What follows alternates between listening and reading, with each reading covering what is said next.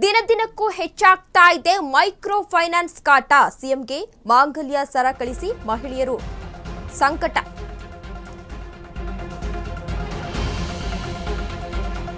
ಸಿಎಂಗೆ ಮಾಂಗಲ್ಯ ಸರ ಕಳಿಸಿ ಮಹಿಳೆಯರು ಸಂಕಟ ಪಡ್ತಿದ್ದಾರೆ. ಸಾಲ ವಸೂಲಿ ಕಾಟ ಸಹಿಸಲಾಗದೆ ಸಿಎಂಗೆ ಮಾಂಗಲ್ಯವನ್ನ ರವಾನೆ ಮಾಡಿದ್ದಾರೆ.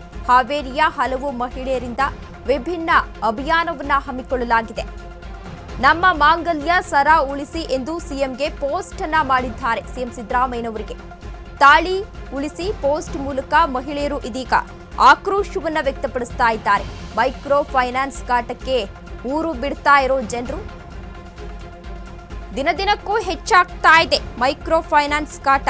ಸಿಎಂಗೆ ಮಾಂಗಲ್ಯ ಸರವನ್ನ ಕಳಿಸಿ ಮಹಿಳೆಯರು ಇದೀಗ ಸಂಕಟ ಪಡ್ತಾ ಇದ್ದಾರೆ. ಸಾಲ ವಸೂಲಿ ಕಾಟ ಸಹಿಸಲಾಗದೆ ಸಿಎಂಗೆ ಮಾಂಗಲ್ಯವನ್ನ ರವಾನೆ ಮಾಡಿದ್ದಾರೆ. ಹಾವೇರಿಯ ಹಲವು ಮಹಿಳೆಯರಿಂದ ವಿಭಿನ್ನ ಅಭಿಯಾನವನ್ನ ಮಾಡಲಾಗ್ತಾ ಇದೆ. ನಮ್ಮ ಮಾಂಗಲ್ಯ ಸರವನ್ನ ಉಳಿಸಿ ಎಂದು ಸಿಎಂಗೆ ಪೋಸ್ಟ್ ಅನ್ನ ಕೂಡ ಮಾಡಿದ್ದಾರೆ. ಮೈಕ್ರೋ ಫೈನಾನ್ಸ್ ಕಂಪನಿಗಳ ಕಿರುಕುಳಕ್ಕೆ ಬೇಸತ್ತ ಹಾವೇರಿಯ ಮಹಿಳೆಯರು ಇದೀಗ ಮಾಂಗಲ್ಯ ಸರವನ್ನ ಉಳಿಸಿ ಅಭಿಯಾನವನ್ನ ಆರಂಭಿಸಿದ್ದಾರೆ. ಇದರ ಭಾಗವಾಗಿ ಅವರು ಇದೀಗ ಸ್ವತಃ ಮುಖ್ಯಮಂತ್ರಿ ಸಿದ್ದರಾಮಯ್ಯ ಅವರಿಗೆ ಪೋಸ್ಟ್ ಮೂಲಕ ತಾಳಿ ಸರವನ್ನ ರವಾನಿಸಿದ್ದಾರೆ. ಮೈಕ್ರೋ ಫೈನಾನ್ಸ್ಗಳ ಕಿರುಕುಳವನ್ನ ಸಹಿಸೋದಿಲ್ಲ, ಅಂತವರ ವಿರುದ್ಧ ಕಠಿಣ ಕ್ರಮವನ್ನ ಕೈಗೊಳ್ಳಲಾಗುವುದು ಎಂದು ಇತ್ತೀಚೆಗಷ್ಟೇ ಮುಖ್ಯಮಂತ್ರಿ ಸಿಎಂ ಸಿದ್ದರಾಮಯ್ಯನವರು ಸ್ಪಷ್ಟನೆಯನ್ನ ನೀಡಿದ್ರು. ಅದರ ಹೊರತಾಗಿಯೂ ಕೂಡ ರಾಜ್ಯದ ಹಲವೆಡೆ ಮೈಕ್ರೋ ಫೈನಾನ್ಸ್ ಸಿಬ್ಬಂದಿ ಕಿರುಕುಳ ಮುಂದುವರೆದಿತ್ತು. ಈ ಹಿನ್ನೆಲೆಯಲ್ಲಿ ಇದೀಗ ನೇರವಾಗಿಯೇ ಮುಖ್ಯಮಂತ್ರಿಗಳಿಗೆ ಮನವಿಯನ್ನ ಸಲ್ಲಿಸಿದ್ದಾರೆ ಮಹಿಳೆಯರು. ಈಗಾಗಲೇ ಸಾಕಷ್ಟು ಆತ್ಮಹತ್ಯೆಗಳು ಕೂಡ ನಡೆದಿದೆ. ಇನ್ನು ಹಾವೇರಿ ಜಿಲ್ಲೆಯ ನೊಂದ ಮಹಿಳೆಯರು ಹಾಗೂ ರೈತ ಮುಖಂಡರು ಮಾಂಗಲ್ಯ ಸರವನ್ನ ಉಳಿಸಿ ಎಂಬ ಅಭಿಯಾನವನ್ನ ಆರಂಭಿಸಿದ್ದು, ಹಾವೇರಿ ನಗರದ ಅಂಚೆ ಕಚೇರಿ ಮೂಲಕ ಮುಖ್ಯಮಂತ್ರಿ ಸಿದ್ದರಾಮಯ್ಯ ಅವರಿಗೆ ಮಾಂಗಲ್ಯ ಸರವನ್ನ ರವಾನಿಸಿದ್ದಾರೆ.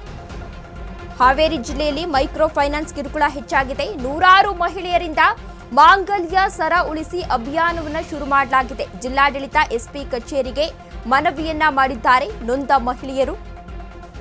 ಪೋಸ್ಟ್ ಆಫೀಸ್ ಮೂಲಕ ಸಿಎಂ ಸಿದ್ದರಾಮಯ್ಯನವರಿಗೆ ತಾಳಿಯನ್ನ ಉಳಿಸಿಕೊಡಿ ಎಂದು ಪೋಸ್ಟ್ ಅನ್ನ ರವಾನೆ ಮಾಡಿದ್ದಾರೆ. ಮೈಕ್ರೋ ಫೈನಾನ್ಸ್ ವಿರುದ್ಧ ಕಠಿಣ ಕ್ರಮ ತೆಗೆದುಕೊಳ್ಳುವಂತೆ ಮನವಿಯನ್ನ ಕೂಡ ಮಾಡಿಕೊಂಡಿದ್ದಾರೆ. ಮನೆಯ ಮುಂದೆ ಬೆಳಿಗ್ಗೆ ಸಂಜೆ ಸಾಲ ವಸೂಲಿಗೆ ಬಂದು ನಿಲ್ತಾರೆ ಕಂಪನಿಯವರು. ಮೈಕ್ರೋ ಫೈನಾನ್ಸ್ ಕಿರುಕುಳ ತಡೆದುಕೊಳ್ಳಲು ಸಾಧ್ಯವಾಗ್ತಾ ಇಲ್ಲ.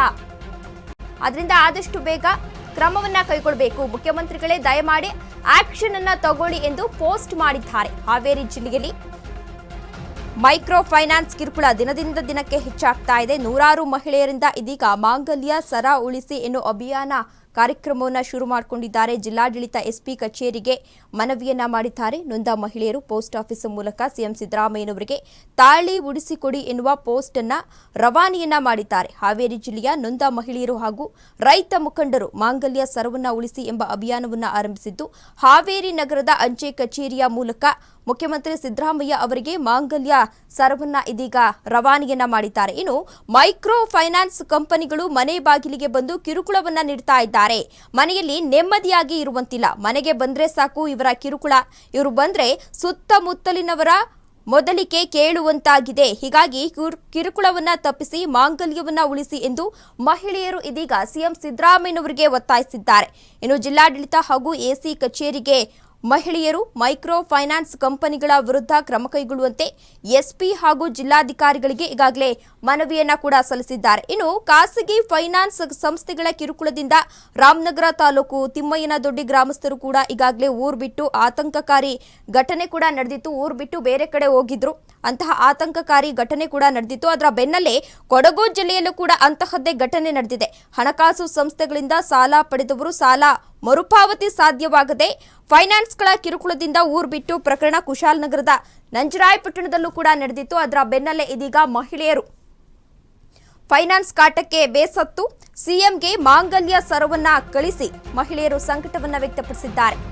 ಮೈಕ್ರೋ ಫೈನಾನ್ಸ್ ಕಡಿವಾಣಕ್ಕೆ ಗದಗದಲ್ಲಿ ಕಾನೂನು ಸಚಿವ ಎಚ್.ಕೆ. ಪಾಟೀಲ್ ಹೇಳಿಕೆಯನ್ನ ನೀಡಿದ್ದಾರೆ. ರಾಜ್ಯದಲ್ಲಿ ಮೈಕ್ರೋ ಫೈನಾನ್ಸ್ ಹಾವಳಿ ದಿನದಿಂದ ದಿನಕ್ಕೆ ಹೆಚ್ಚಾಗ್ತಾ ಇದೆ. ದೊಡ್ಡ ಆರ್ಥಿಕ ಸಂಸ್ಥೆಗಳಿಂದ ಶೋಷಣೆ ಕೂಡ ನಡೀತಾ ಇದೆ. ಆದ್ರಿಂದ ಇದರ ವಿರುದ್ಧ ಕ್ರಮ ಕೈಗೊಳ್ಳಬೇಕು. ಇಂತಹ ಶೋಷಣೆಯನ್ನ ನಿಲ್ಲಿಸಲು ಕ್ಯಾಬಿನೆಟ್ನಲ್ಲಿ ನಿರ್ಧಾರವನ್ನ ಮಾಡಬೇಕು ಎಂದು ಒತ್ತಾಯ ಮಾಡಿದ್ದಾರೆ. ಬಜೆಟ್ ಅಧಿವೇಶನದಲ್ಲೇ ಅಗತ್ಯ ಕಾನೂನನ್ನ ತರ್ತೇವೆ. ಗದಗದಲ್ಲಿ ಕಾನೂನು ಸಚಿವ ಎಚ್.ಕೆ. ಪಾಟೀಲ್ ಈ ರೀತಿಯಾಗಿ ಹೇಳಿಕೆಯನ್ನ ನೀಡಿದ್ದಾರೆ. ಮೈಕ್ರೋ ಫೈನಾನ್ಸ್ ಕಡಿವಾಣಕ್ಕೆ ವಿಶೇಷ ಕಾನೂನನ್ನ ತರಲಾಗುತ್ತೆ ಎಂದು ಗದಗದಲ್ಲಿ ಕಾನೂನು ಸಚಿವ ಎಚ್.ಕೆ. ಪಾಟೀಲ್ ಹೇಳಿಕೆಯನ್ನ ನೀಡಿದ್ದಾರೆ. ದೊಡ್ಡ ಕಂಪನಿಗಳು ಏನು ಹಣಕಾಸು ಕೊಡ್ತಾ ಇದ್ರು, ಆ ಹಣಕಾಸು ಕೊಡುವಂಥ ಸಂದರ್ಭದೊಳಗೆ ಆಗಬಹುದಾಗಿರ್ತಕ್ಕಂಥ ಶೋಷಣೆಗಳನ್ನು ನಿಲ್ಲಿಸೋದಕ್ಕೆ ಕಾನೂನನ್ನು ಮಾಡೋದಕ್ಕೆ ಕ್ಯಾಬಿನೆಟ್ನವರು ನಿರ್ಣಯ ಮಾಡಿದ್ದೀವಿ. ಈಗ ಮೈಕ್ರೋ ಫೈನಾನ್ಸ್, ಆಮೇಲೆ ಅನ್ರಿಕಗ್ನೈಸ್ಡ್ ಅಂದರೆ RBI ಅನ್ರಿಕಗ್ನೈಸ್ಡ್ ಫಿನಾನ್ಸ್ ಕಾರ್ಪೊರೇಷನ್ಗಳದಾವೆ. ನೀವೆಲ್ಲ ನೋಡ್ತಿರ್ತೀರಿ, ವೆಂಕಟೇಶ್ವರ, ಯಲ್ಲಮ್ಮ, ದೇವ್ರು ಎಷ್ಟದಾವ ಅಷ್ಟು ಕಾರ್ಪೊರೇಷನ್ಗಳದಾವೆ.